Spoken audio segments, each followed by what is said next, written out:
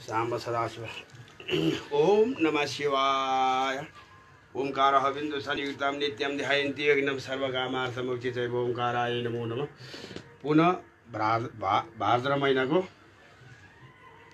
आज औँसी, गोकर्णे औँसी यानी कि कुशी औँसी।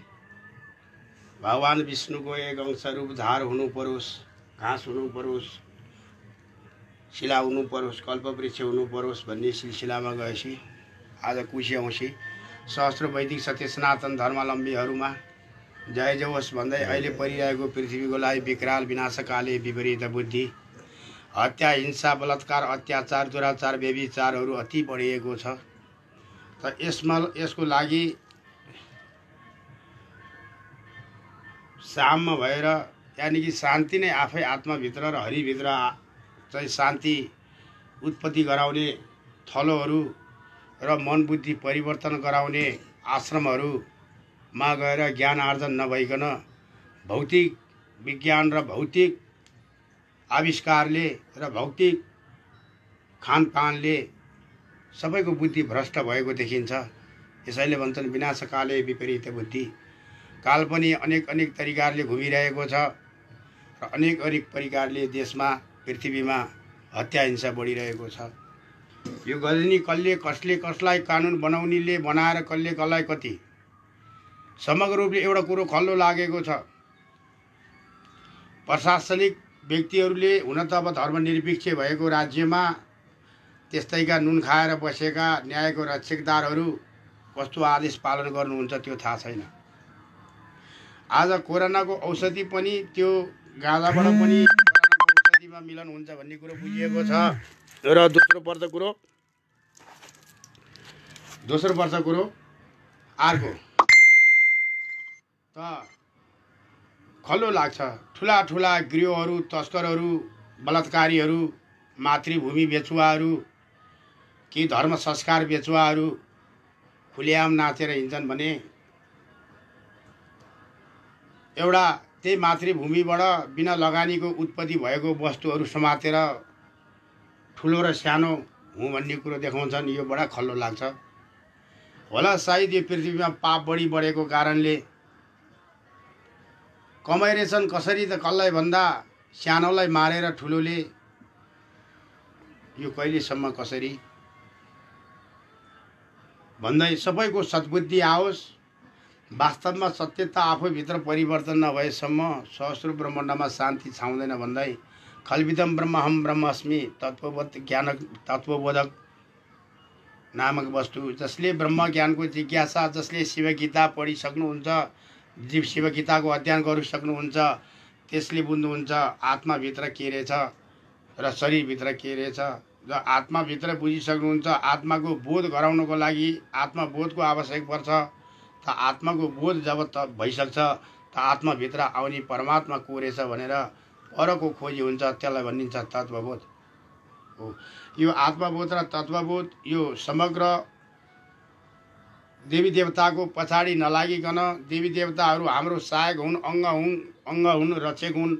कोही हड्डी हुन् त कोही छाला हुन्, कोही औँला हुन् त कोही चाहिँ नाकमुख हुन् भन्ने समग्र देवी देवतालाई आफ्नै शरीरमा लिएर त्यही देवी देवताले नै रक्षा गरेर राखेको भित्र त आत्मारूपी परमात्मा पो रहेछ भनेर जस्तै बाहिर मन्दिरमा जाँदा इँटाले, गजुरले, रङले, रोगनले, कलाले सजाए तापनि त्यो सजाएको वस्तु भित्रको प्रभुलाई नै रक्षा गरेर बस्नको लागि हो भने जस्तै हाम्रो शरीरभित्र आत्मारूपी सच्चिदानन्द घन छ, जसले गर्दाखेरि सबमा जय होस् भन्न चाहन्छ।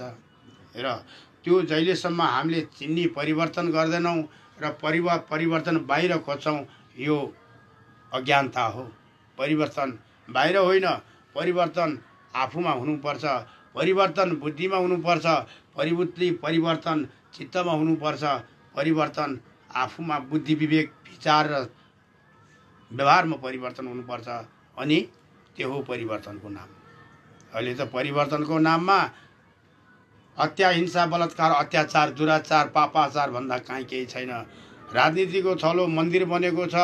राजनीतिको थलो गरिबको चुलो बनेको छ, राजनीतिको थलो हत्या गर्ने ठाउँमा बनेको छ, राजनीतिको थलो बलात्कार गर्ने ठाउँमा बनेको छ, राजनीतिको थलो गाँजा समात्ने ठाउँमा बनेको छ, राजनीतिको थलो चोर ज्यानबाट हारफोडा बापती कैदीहरूलाई चाहिँ छुटकारा दिने थलो बनेको छ। यसैले त भन्छु कि अब यो धर्म निरपेक्ष भएको बेलामा वैदिक सत्य सनातनी शिव गौरी शाकाहारी बाबा भन्छ अब सनातन धर्मलाई मान्यता दिएर संविधान संशोधन गर।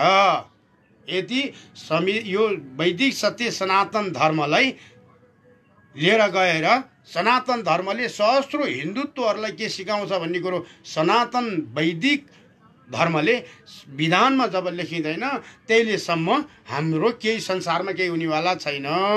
हामीले भारतलाई पनि पाठ सिकाउन सक्दैनौँ। त्यसकारणले वैदिक सत्य सनातन धर्म अब संशोधन गर्ने बेलामा यही संविधानले काम लाग्छ भन्ने जनताहरूलाई लोकहरूलाई लाग्छ भने हाम्रो लागि त यो संविधान काम लाग्दैन। 1 2 3 धर्म विधान बन्नुपर्छ। धर्म विधानभित्र हो जहिलेसम्म धर्म अड्न सक्दैन, धर्म अडिन सक्दैन, त्यो ठाउँमा पृथ्वी रहन सक्दैन, त्यो ठाउँमा जल तेज आकाश वायुहरू चाहिँ बवण्डारेर हिँडिरहेको हुन्छन्, बौलाएर विकृति नाश गर्न विकृति ढङ्गले हिँडेको हुन्छन्। धर्मको जुन देशमा आचरण हुँदैन, जुन राजाले धर्मको आचरण गर्दैन, जुन ब्राह्मणले धर्मको आचरण गर्दैन, जुन जोगी भएर मागेर खारिन्छ धर्मको आचरण गर्दैन, जुन पुजारीले मन्दिरको रक्षा गर्दैन त विपत्ति कहाँ आइलाग्छ? धर्ममै आइलाग्छ। त्यसकारणले धर्म विधान बनाउनको लागि वैदिक सत्य सनातन धर्मलाई लिएर गएर अब गर्ने संविधानमा संशोधन गर्ने बेलामा शिव शाकाहारी अघोरी बाबा यो आदेश दिन्छ। कुनै पार्टी पौवाला नभइकन शिव शाकाहारी अघोरी बाबा आफै जान्छ अगाडि कि यसमा वैदिक सत्य सनातनी धर्मावलम्बी बनेर अब संशोधन गर्ने बेलामा यो लानुहुन्छ। अगर त्यो संशोधन भएन भने हामीलाई संविधान काम लाग्दैन। त्यो संविधान काम नलानुको लागि हाम्रो तोकाई 12×36 यानि कि 29 महिना यानि कि 30 महिना पछाडि यो संविधान नेपाल भूमिमा रहँदैन। त्यो बेलासम्म तपाईहरूले वैदिक सत्य सनातन धर्मलाई लिएर गएर विधानमा अगर यदि लान सक्नु भएन भने वैदिक सत्य सनातन धर्मले नेपाल भूमिबाट कम्युनिस्ट भन्ने नाम जरो ओखलेर फाल्छ। किन कम्युनिस्ट भन्ने यस्तो भइदियो धर्मको लागि पछि भाइरस। धर्मलाई छोडेर राजनीति जब गर्छौ भने कम्युनिस्टको अर्थ यही हो कि जुधाउनु हो, बजाउनु हो, धाइ झगडा गराउनु हो, कम्युनिस्ट नभइकन कम्युनिस्ट हुने हो, लोकतन्त्रको नाममा छाडातन्त्र बनाउने हो। जुन नेपालीहरूले 4 जाति 36 वर्णका साझा फुलबारी नेपालीले हामीले मानेको धर्म, हामी नेपाली हौँ, हामी हिन्दू हौँ भनेर भनिरहेको ठाउँमा जातित्वको दङ्गो लाएर विदेशी धर्मको डलर खाएर छिराउने कम्युनिस्ट हो। कम्युनिस्ट हौँ। यिनीहरूको भूमि, धर्म, जल र गरिबको चुलो यो पनि कहीँ राजनीति हुन्छ। त्यसकारणले राजनीति, कूटनीति, वेश्यनीतिबाट रुमलिएको यो देश संसारबाट हामी पर सरेर धर्म नीतिद्वारा विधानै फेर्न चाहन्छौँ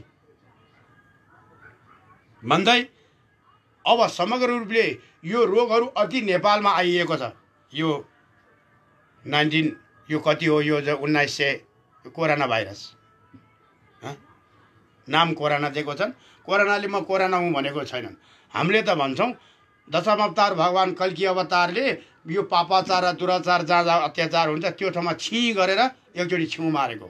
अगर खोकी पनि मार्ने, छिउँ पनि मार्ने, श्वास पनि फेर्ने यदि हो भने यो ब्रह्माण्ड त स्वाहा हुन्छ।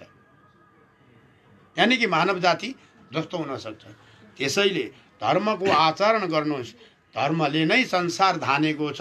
त्यो संसारमा हामी रहन्छौँ। त्यो हामीभित्र जातित्वको दङ्ग र धर्मको दङ्ग गरेर र व्यक्तिको दङ्ग गरेर पार्टी पौशाला जति सब भत्काएर पार्टी बङ्गला पार्टी खोलेका पार्टीको पछाडि लागेर आज धर्मको विहिलित गर्नको कारणले भोग्नु परेको छ। किनकि धर्मको कुनै प्रमाण हुँदैन।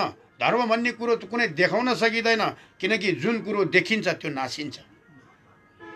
जुन प्रमाण हुन्छ त्यो भोलि अप्रमाण हुन सक्छ। त जुन धर्म भन्ने वस्तु छ नदेखिएर लुकेर बसेर देखिने वस्तुलाई धारित गरेर बसेको छ, रक्षा गरेर बसेको छ। यसैले जब तत्त्वबोध र आत्मबोधको बोधित्व हुन्छ यो धर्म भन्ने कुरो अदृश्यले दृश्यलाई धानेको रहेछ भन्ने कुरो बुझिन्छ भन्दै उनै परमात्मा फेरि परमात्मालाई आराधना गर्दै म मर्ने होइन सर्ने हुँ, म बुढो हुने होइन, म उही तरुणी हुनु आएको हुँ, उही तरुणै भएर जाने हुँ। त रूप छैन रङ्ग छैन चिन्नु कसरी, चिन्नी आफै भएर पनि नचिन्नु कसरी। त समातेर समातिन्न त्यो समात्नु कसरी, छोड्छु भन्दा छोडिन्न त्यो छोड्नु कसरी। पत्ता छैन पुग्नु कहाँ कसरी, सबै ठाउँमा भएर पनि नपुग्ने कसरी। यो कुरो हो होइन मान्नु कसरी, आफ्नै आत्मा हो भन्छ नमान्नु कसरी। कहाँबाट आयौँ त कहाँ जाने हौ, किन पुग्न सक्दैनौ सबै ठाउँमा पुग्ने सक्ने छौ भन्दै फेरि आत्मा र तत्त्वबोधक नामक यो अलिकति बिचमा रहेको थियो। यसलाई अलिकति पूर्ण अगाडि गर्नको लागि सार्दैछु। हरिओम तत्सत ओम असी ओम। यो हरिओम तत्सत ओम दीर्घाय असी ओम। यो हरिओम तत्सत तत्सत असी ओम। यो 80 को शब्द बडा गहिरो छ। यो तत्त्वबोधले त्यस्तै बुझाउँदै पनि ल्याउँछ। अत तत्त्वमसि भन्ने यस महावाक्यले यी कुराहरू जनाउँदछन्। के तत् उपाधिले रहित शुद्ध चेतन स्वरूप ईश्वर हो भने तम उपाधिले रहित शुद्ध चेत स्वरूप जीव हो। यानी कि चेतन स्वरूप ईश्वर र चेतन स्वरूप जीव। 80 छौ भन्ने यस्तो एकता अर्थ 80 यस पदले बुझाउँछ। जस्तै गरी श्रुति पुराण इतिहास रामायण आदि सम्पूर्ण शास्त्रहरूमा जीव र ब्रह्मको एकता नै बुझाएको सो निम्न प्रकार छ। यो निम्न प्रकार छ। सम्पूर्ण वेदान्तको सार जो ब्रह्म त्यस्तै आत्माको अर्थात् जीवको एकता स्वरूप अद्वैत वस्तु परब्रह्म छ भने त्यही नै यस भागवतको विषय छ। यही नै विषयको विचारले प्राप्त होइन, जो कैवल्य मोक्ष पद छ त्यही नै यसको हेतु हो भन्ने भागवतमा पाइँदा भागवतले पनि जीव र ब्रह्मको एकता नै निर्णयता स्पष्ट गरेको छ। इतिहास आदिहरू पुराणहरूमा पनि देख्न सकिन्छ। यसको झलक भागवतमा पनि छ। यानी कि त्यस कारणले भागवत हामी बार बार भन्छौँ भक्ति जगाउँछ त ज्ञानी बन्छन्, त वैराग्य त्यसमा छैन। त वैराग उनलाई राग बिनाको दोष बिनाको जीव हुनुपर्छ, त त्यो वैराग हुन्छ। तत्त्वमसि आदि महावाक्यद्वारा अभ्यासयुक्त अहमको अर्थ जीवको जीव एकै ज्ञान हुन्छ भने जीव र ब्रह्मको एउटा नै रहन्छ भने जानिन्छ। अनि सम्पूर्ण कार्य सहित माया र तुरुन्त नाश हुने सन्देह नै छैन। अध्यात्म रामायणमा तुलसीदासकृत रामायणमा आदि सम्पूर्ण शास्त्र र जीव ब्रह्मको एकता नै बुझाएको छ। जस्तो कि त्यस्तै गरी श्रुतिहरूमा पनि स्मृतिमा पनि एकता नै बुझाएको छ। यानी कि जीव र ब्रह्म, यो जीवभित्र भएर बसेको ब्रह्म जुन छ त्यो ब्रह्म र खल्विदम ब्रह्म यानी कि यो संसारमा पठाउने ब्रह्म एक हो भन्ने बुझाएको छ। नम भनेको तत्व शब्द भनेर जान्नु, त्यस्तै राम भनेको तम शब्द 80 भन्ने अर्थात् चतुर्थी हुन्छ। सबै मन्त्रहरूमा यस्तै प्रकारले योजना गर्नु पर्दछ है। जब तत्त्वमसि ज्ञानीहरू हुन्छन् भने अहम रामाय 80 हौ यो भन्नाले राम र सीता हनुमानको नाम एकैचोटि जपिन्छ भन्नुपर्छ। रामायणमा यस मन्त्रको अर्थ रामलाई नमस्कार गर्छु भनिएको हो भन्ने हुन्छ भने तर तममसि महावाक्यको अर्थमा यसको वास्तविक अर्थ नम तत्व तिमी राम तत् ब्रह्म आए 80 हौ यानी कि भन्ने अर्थ हुन्छ। अर्थात् रामलाई नमस्कार छ भन्ने यस्तो नभएर तिमी ब्रह्म नै हौ भन्ने अर्थात् बुझिन्छ। रामाय असि तम ब्रह्माय हौ। यो भन्नाले यो राम तिमी ब्रह्माको एक अंश हौ, यानि कि तिमी मर्यादा सिकाउन लोकमा आएको हौ। अत यस्तै गरी अरू सबै मन्त्रहरूमा पनि तम मसी महावाक्यको वास्तविक अर्थ बुझाउनु पर्ने हुन्छ। जस्तै ओम गणेशाय नमः मन्त्रमा पनि नम भनेको तिमी, गणेशाय नमः भनेको ब्रह्म, आए भनेको हौ बुझ्नु पर्दछ। अनि रामाय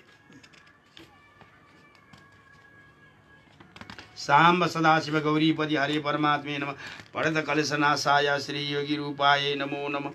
ओंकारः बिन्दु संयुक्तं नित्यं ध्यायन्ति योगिनं, सर्वकामार्थो मुख्य चैव ओंकाराय नमो नमः। नम भन्दा जसरी तम मसी महावाक्य अनुसार तिमी राम अथवा ब्रह्म हो भन्ने अर्थ हुन्छ, यस्तै गणेशाय नम भन्दा पनि तिमी गणेश अथवा ब्रह्म हो भन्ने अर्थ स्पष्ट बुझिन्छ। 2 यस्तै गरी नारायण नम भन्ने मन्त्रमा पनि नम तिमी नारायण ब्रह्म आए हौ भन्ने हुन्छ। यसैले 3 शिवाय नम यस मन्त्रमा पनि नम तिमी शिव ब्रह्म आए हौ भन्ने हुन्छ। दिव्य नम यस मन्त्रमा पनि नम तिमी देवी ब्रह्म ए हौ भन्ने हुन्छ। सूर्याय नम यस मन्त्रमा पनि नम तिमी सूर्याय ब्रह्म आए हौ भन्ने हुन्छ भने यो परोक्ष ज्ञानको लक्षण हो। परोक्ष र अपरोक्ष या अपरोक्ष या परोक्षको अर्थ यसरी हो त परोक्षको ज्ञान हुन्छ। यसरी यी सब उक्त मन्त्रहरूमा तत्त्वमसी महावाक्य अर्थात् हम ब्रह्माय अस्मि हौ ब्रह्म हुँ भन्ने महावाक्यको अर्थ लाग्यो। राम पूर्वता पन्य उपनिषदमा पनि लेखिएको छ। नम भन्ने नाम जीववाच्य हो भने आत्मा भन्ने नाम राम वाच्य हो। यी 2 जीव र ब्रह्म एकै हुन्। जुन चतुर्थ व्याकरणमा द्वारा हुने चतुर्थी या विभक्तिको रूप छ त्यही आए इति आए हो भन्ने यथ्यको कहिन्छ। यसकारण रामाय नमको अर्थ रामलाई नमस्कार छ भन्ने यस्तो मुख्य अर्थ नभएर नम भनेको म, राम भनेको ब्रह्म, आए भनेको हुँ भन्ने यस्तो महावाक्यको अर्थ हुन्छ। अनि अहम ब्रह्मास्मि भन्ने महावाक्यको चतुर्थ पद नै यसको एकै समान अर्थ हुन्छ। यो अपरोक्ष ज्ञानको लक्षण हो। राम शब्द जसरी ब्रह्मवाच्य भयो त्यसै गरी सूर्याय नमः, शिवाय नमः, गणेशाय नमः, देव्याय नमः इत्यादि भन्दा पनि नामवाच्य शब्द जीव र देववाच्य शब्द ब्रह्म हुँ भन्ने कुरा एवं मन्त्रेषु योजेते भन्ने उक्त महावाक्यबाट नै ऐनामा अनुहार झैँ छर्लङ्ग देखा पर्छ। यस्तो अर्थ भएपछि श्रुति स्मृति पुराणमा विरोध पर्दैन। यही नै कुरा कवि कालिदासले रघुवंशमा दर्शाउनु भएको थियो। श्रुतिरर्थे वाक्या स्मृतिर्थ्यन्तो ये वेदका अर्थका पनि पछि स्मृति शास्त्र हिँडे चाहिँ बाटामा दिलीप महाराजका पछि सुदक्षिणा महारानी हिँड्नुभयो। यसै गरी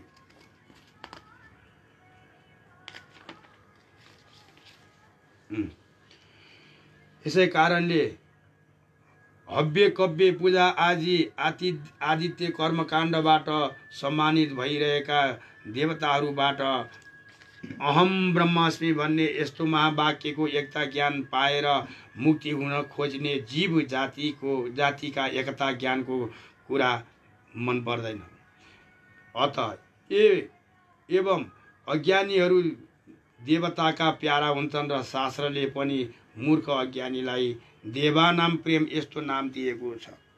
जो अहम कल्विदम ब्रह्म नभनिकन म देवताको प्यारो भन्न पूजित गर्छन् ती अज्ञानी नै हुन् भन्ने यसले स्पष्ट गराउँछ। यही कारणले यो एकै ब्रह्म द्वितीय नास्ति, कल्विदम ब्रह्म खङ ब्रह्म, यो संसार जगित गरेर खङबाट निस्कियो।